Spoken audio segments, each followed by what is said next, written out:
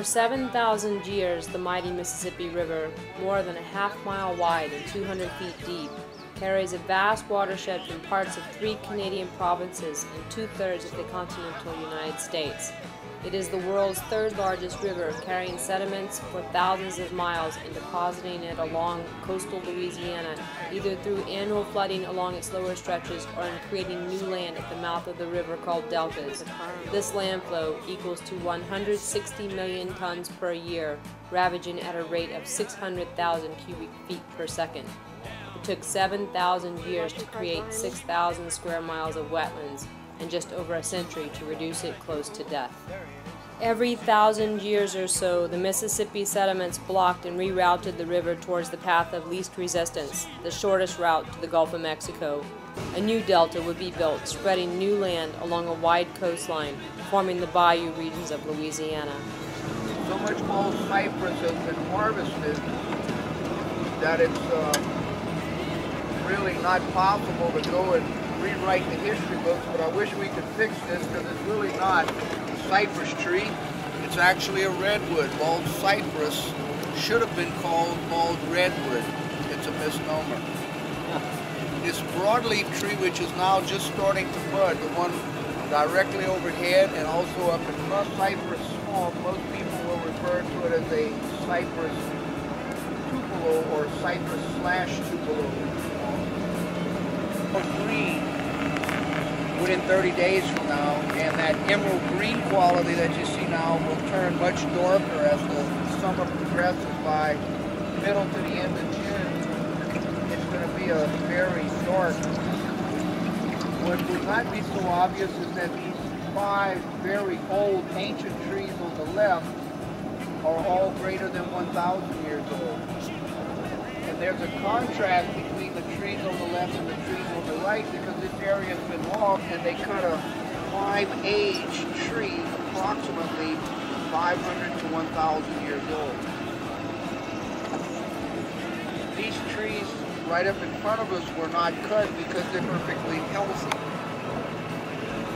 Because all trees grow in the outermost rings, the hardwood of any tree is dead wood and technically is not necessary to sustain the life of the tree. And cypress beans are vertical extensions of the root system which allow the roots to breathe. Coastal Louisiana by itself accounts for an astonishing 30% of America's annual seafood harvest. Crabs, just one small part of this massive estuarine waterscape of fresh, brackish, and saltwater habitats spread across endless bays and marshes shaped by the Mississippi River, and more than half of the shrimp caught in Louisiana is in these waters. The shrimp are here entirely because of the land. 95% of the fish and shellfish caught commercially in Louisiana depends on the wetlands as a nursery and source of food sometime in their life, a billion-dollar industry. Oysters harvested from these rich beds produce more than 10 million pounds of oyster meat per year, more than any other state in America. And the gray stuff falls off. You have a black fiber like this, which is used to make upholstery stuffings and mattresses and stuff. You can see it's real springy. Wetland habitats are the most biologically productive areas on Earth. In Louisiana's coastal zone, there are no fewer than 353 species of birds residing here. It is an avian dreamland. 20% of all the ducks in North America, 4 million of them, overwinter in coastal Louisiana. It is the Mississippi Flyway, that area in the migratory path between North and South America. Those herons are eating frogs, minnows.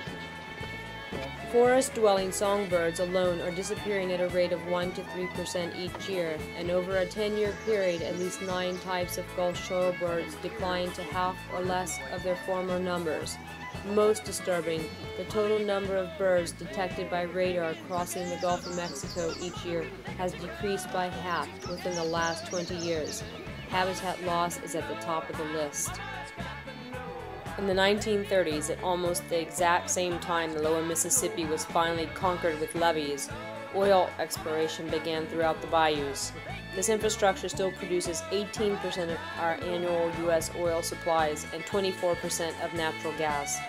The marshes are filled with pipeline canals, 10,000 miles of them. These canals trigger disastrous erosion, and every 14 years these canals double their width. Just offshore, there are hundreds of oil platforms, while just 30 miles further south, there are 4,000 more platforms and drilling rigs, servicing a total of 35,000 wells.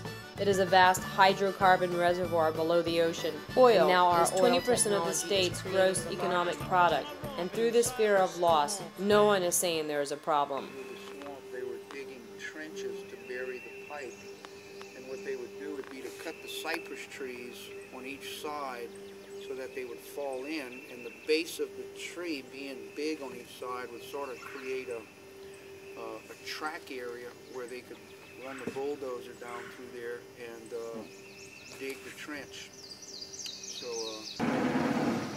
right here up in front of us is what the old timers described to me when I asked them what was the swamp like before we started cutting trees. They said the swamp was so thick with trees you could hardly paddle a pirogue through it.